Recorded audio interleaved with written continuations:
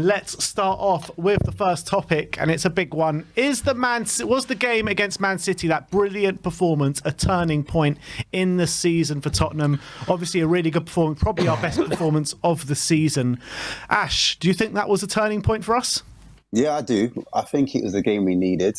I think the energy levels kind of raised the level of the actual crowd, and that atmosphere fed onto the players, and that actually, it was almost like a reciprocal, almost like a law of attraction going around in the stadium. Fans pushed the players and the players pushed the fans, and the management was way behind, the staff was behind us. And I really think it's a good kind of example for the team to kind of base all their performances going forward into the season off of this. And I was really impressed by Eric Dyer, just the back line in general. Eric Dyer, Romero, Davies, and especially Emerson Royal, who's been heavily criticised of late. So I just think the back line really, everyone knew their roles, everyone knew their jobs, and even the midfield too. Like, you know what? When I watched the game, it was like the first time I was like, aha! That's how we play. Oh my days! The whole time I've been trying to figure it out. I'm trying to rack my brain because as a fan, I'm just so used to teams having the ball, having possession, and I'm like, is possession football overrated? When we had a higher XG and we're outperforming Man City, and we were deserved winners at the end of the game, I think, you know what? I could get used to this style. If we're creating more chances without the ball, I'm all for it. I'm all for the 3-4-3 when Son's playing slightly inwards and he looks like an attacking midfielder and he's got acres of space to run into and he's just running. He just looks like a new player, new energy. You've got Kulu dropping in as well. And you just got Bentancur and Højbjerg. Højbjerg's energy. Like normally I see him moaning, complaining, you should be there. But in this game, he was his energy was right. He was leading by example. He was getting around the pitch. He was very animated. And even Eric Dyer, he was leaving his post at centre-back and he was becoming the new double pivot.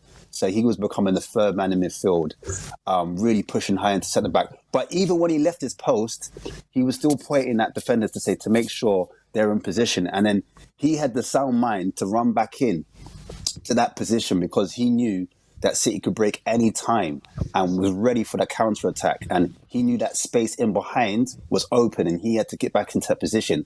And funny enough, when he did, the one time he did push up really, really high, Bernardo Silva dropped back into that position, there was a little space and the ball was threaded through and they got a chance off the back of it. And I think it was Grealish that came in and took a shot from the left-hand side.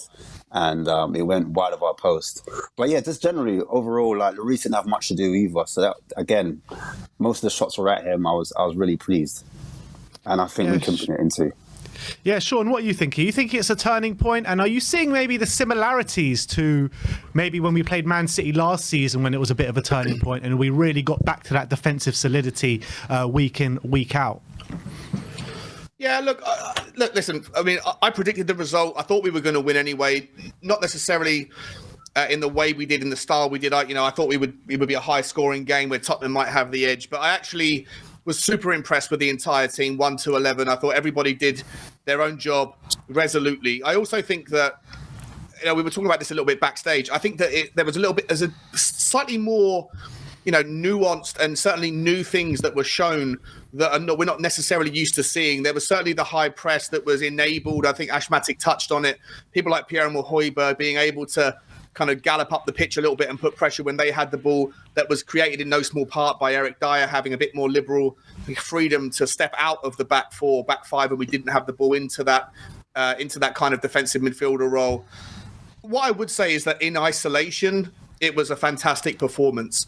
But there's still a lot of question marks I would have as to looking forward now, like what was it that was the catalyst for the performances from certain players in that particular game that were absent or that were missing in the previous games. Bentancur over the previous 3 games, I know he was returning from an injury, but against Fulham, against Preston, he was off the ball. Suddenly against Manchester City, he's kicked back into the gazelle that he was, pre-Christmas, pre-World Cup. Pierre-Emile Højbjerg started the season on a really high level. And then as the weeks moved on, he started to dip back into that kind of mediocre player. But against City, he kicked on. Emerson Royale suddenly became this giant in the defence and pocketed Grealish, who was their best player on the day. So I'm excited by the fact that we managed to get the result, and the performance from 1 to 11 was fantastic. But I still have a few question marks as to why we can seem to do it every single season. Like you asked, Ben, against Manchester City, why is it we can do it against them, and yet we can sometimes let our performances drop against other teams? For me, I'm not going to say that right now this is the turning point. I think if we can take this move, take this performance, and then do it against Leicester on Saturday, if we can put in a commanding performance and not have to rely on someone like Steven Bergwijn to go and get 2 last-minute goals in the same fixture last season, if we can get a commanding 2-0, 3-1, whatever, something like that against Leicester, then I think you can make and have the conversation with a little bit more sincerity around whether or not this is a new version of Tottenham, and that second half FC becomes second half of the season FC. And we go on that run where you can then go and look at the fixture list and say you could possibly see 8, 9, 10 games where there's chances to pick up significant points. But for right now, in isolation, I'm very happy. But I think for me to feel super confident, this is a turning point. I want to see it again against Leicester before I get too overexcited. Not like you, Sean, to get overexcited like us lot, but but Sim, what are you feeling? Yeah, I mean, obviously it was a fantastic result. I think it was a high energy performance, which really, I think the crowd were really up for it on Sunday. You could really feel the players feeding off that energy. I thought not only did we really defend resolutely, but time and time again when we got the ball, we used it with quality, purpose. We actually attacked the space Man City were leaving, and the amount of times we carved through them was really impressive, and that's what gave me a lot of encouragement. What I would say is, I think the defensive solidity, after conceding 21 goals in, I think, a 10-game period, we now kept 5 clean sheets in the last 7.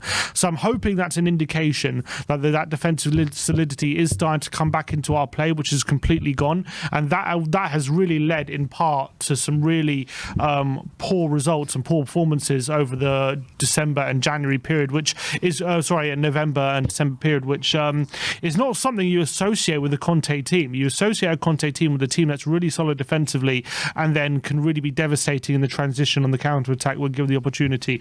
And we got back to those levels against Man City. What I would say is Man City are definitely not going through an easy time right now for themselves.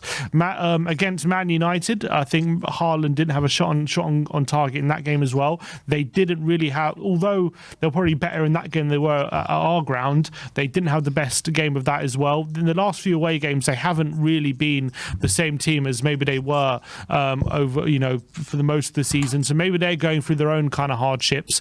So you have to kind of take stock in that. The fact that annoyed me a slight annoyance, but not totally, is the fact that we got into so many good and promising positions, and our lack of really incisiveness in those positions. We should have had like 4 or 5 clear-cut chances in that game, and we ended up having probably 1 or 2, which was a bit annoying. But I think clearly the willingness to be aggressive and defend, and I think we actually had a lot of bravery in our defensive play as well. We weren't just sitting back and waiting for Man City to come at us and trying to just clear things away in the area and hoping lucky ricochets go away. We were really on the front foot quite a bit of the time. Dyer was being really brave off the ball, and I thought our defensive display, like Perisic as well, much better defensively than he was the Etihad. And I think maybe we learned the lessons that maybe we suffered from the Etihad, but we were smart about our pressing as well. When we did press, we did it in a very coordinated way and made sure we weren't too exposed. But is it a turning point?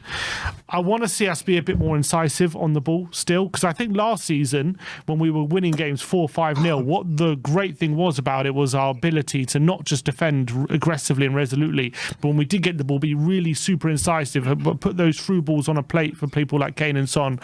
And against City, that was a bit what's missing. So I want to see that that come back into our game. But defensively, for sure, that's the first time we've seen us keep a clean sheet against the top 6 sides this season. So that's got to be encouraging. Yeah, and not only the clean sheet, but the 3 points as well. The first time we've got any points out of a top 6 side this season. But it's going to be difficult to tell if it was a turning point, because when you're looking at the next 9 games and what fixtures that we have, we do, I think, play 7 of the bottom 8 and only one of the classic top 6, which is Chelsea at home. And let's be honest, we have been fairly okay against those kind of teams this season for the most part. So can you really say it's a turning point when we're beating those teams and we don't have teams in the top 6 to face? So could you even say it's a turning point with the fixtures that we do have, Sean or Ash, whoever wants to take it?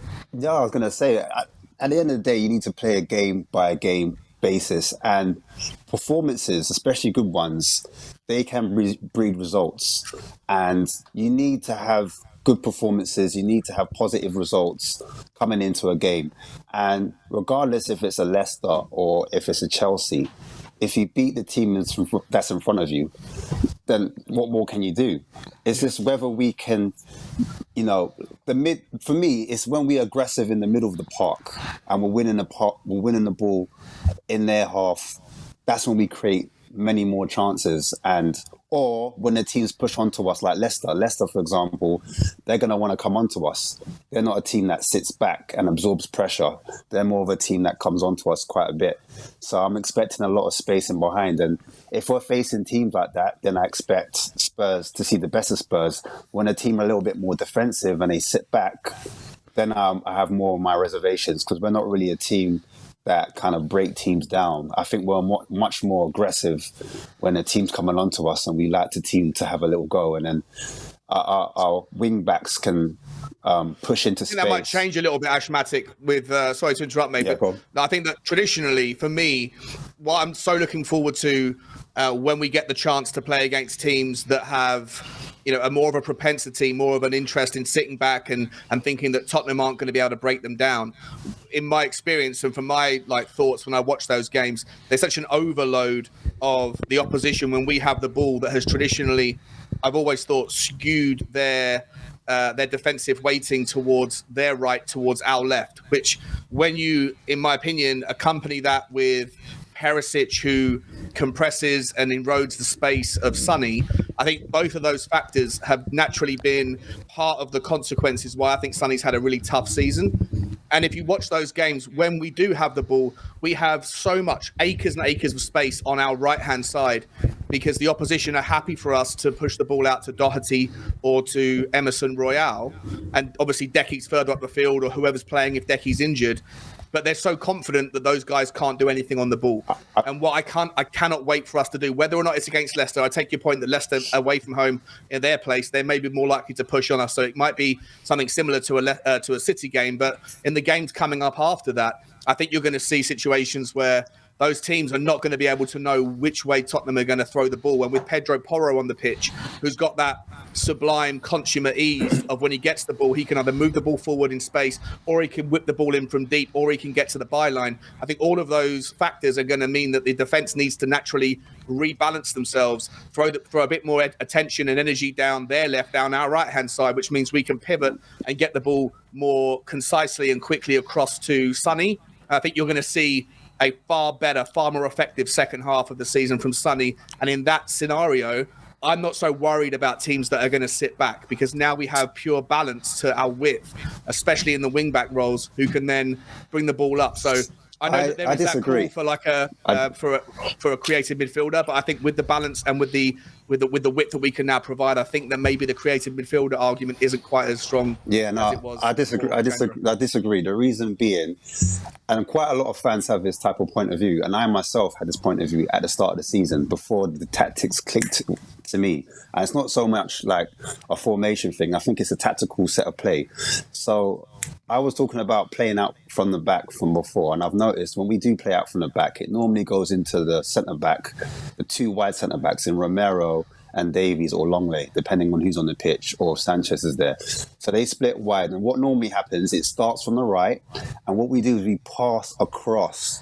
We don't always go diagonal, we don't always go long. Sometimes we pass the ball across. And then when it comes onto the left-hand side, you'll either see Perisic, Son, and whoever the left centre back is, team up, maybe for Højbjerg.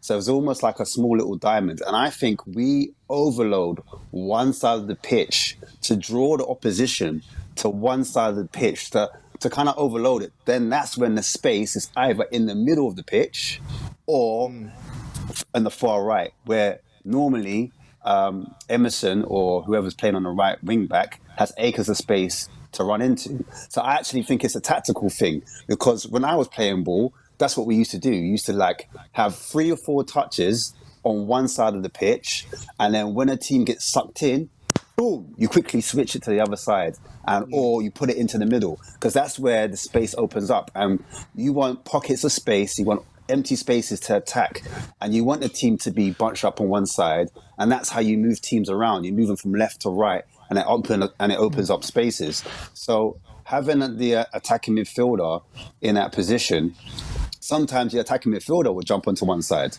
And I think Sonny, recently in that Man City game, he wasn't playing as a wide wing forward. He was playing a lot more central. And if you realise, most of his attacks were in the middle. He was an attacking midfielder, to be fair, when he's doing lots of, especially the second half. Second half, I criticised Son for not releasing the ball early enough or not making a decision quick enough. He wasn't decisive. There was one time he had a shot, and I thought if he took that shot earlier, it's in the back of the net. Or if he fed it to Kane earlier, Kane wouldn't have to burst through the 2 defenders to then get his shot off. He would have had a clear, concise chance, just like Sim was saying. So I actually think it's a tactical thing, not even so much a formation or an attacking midfielder that needs to come in and come. Sorry, Sim. Yeah, I want to ask a question actually about to both of you guys tactically. I want to know your opinions on this. I saw a stat after the Man City game, because obviously we scored a goal from a high turnover. There's been a lot of complaints about our pressing this season. You know, we don't press enough, we sit too deep, and all these kind of things. Now we scored a goal from a high turnover against Man City, and the stat is for the amount of times Spurs have won possession back from a high turnover this season.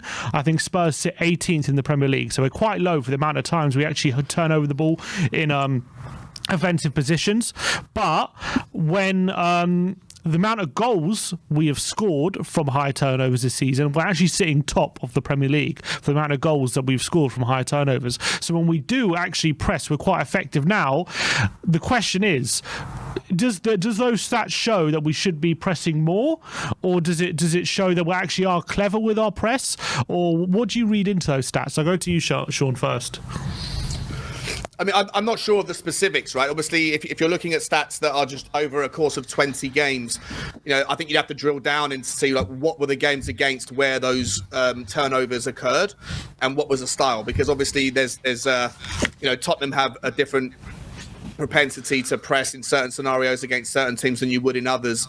I don't think you're going to turn the ball over as much against Nottingham Forest or against the Bournemouth as you might do against a Man City or against the Chelsea or any of those sorts of teams. So I don't know what you can take away unless you drill into the detail, but I definitely think that Tottenham should be pressing more than we do. And I think we should also reflect on like the periods of the game. You know, why is it that we can do what we do for 45 minutes generally and not for the second half of the game, or for the second half but not the first half, or vice versa?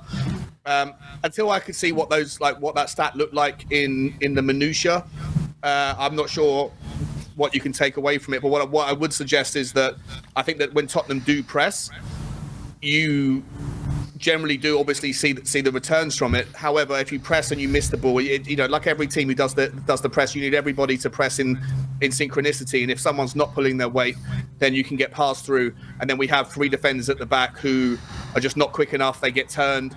Longley on the left, Perisic if he's caught back, or Emerson traditionally, whoever it might be. Even Romero's been run past a few times this season, especially in the Champions League. And so, like, if we're gonna look at that stat, and even if the minutiae proves the point that we should be doing it more often, more frequently, then you still need to make sure that you're doing it with absolute synchronicity, that everybody is in tune, everybody knows their role, and everybody's doing it at the same time. Because if you leave yourself open and you get run past, then our 3 defenders at the back are not capable of handling the high press and the high line defensively. So it's a compromise. I'm up for it. I want to see more of it, but I just want to make sure that everybody is singing from the same hymn sheet and knows their role in that regard. All right. Go on, Ash, you wanted to say something? Yeah, no, I was going to say, I personally think from the back of last season, we were playing out from the back so well. And when we played out from the back, it sucked the opposition in, because the idea is when you play from the back, teams want to come and press you. And Spurs was so good at doing 1 to 2 touch. Some of our best goals were from playing out from the back, 1 to 2 touches, and then into the front three. And then boom, when we smacked Norwich 5-0, 4-0, Aston Villa, 4-0 Newcastle, it's all because they got sucked into our ball. And that was Conte ball, I believed. And I think this season, fans have been frustrated because we sat deep quite a lot of times. And because we're sitting deep, it looks like we don't want the ball, and they've got 3 men in midfield, they're overloading the midfield, and we're not getting the ball to our front three. So the football looks turgid. But when we're like in the City game, when we're pressing at particular times and we're doing it in the middle of the pitch or high up the pitch, we're calculating. It's not always high up the pitch. It's not always in the middle of the pitch. It's different stages of the game where we go into a particular tactic and we say, like, now we're going to press.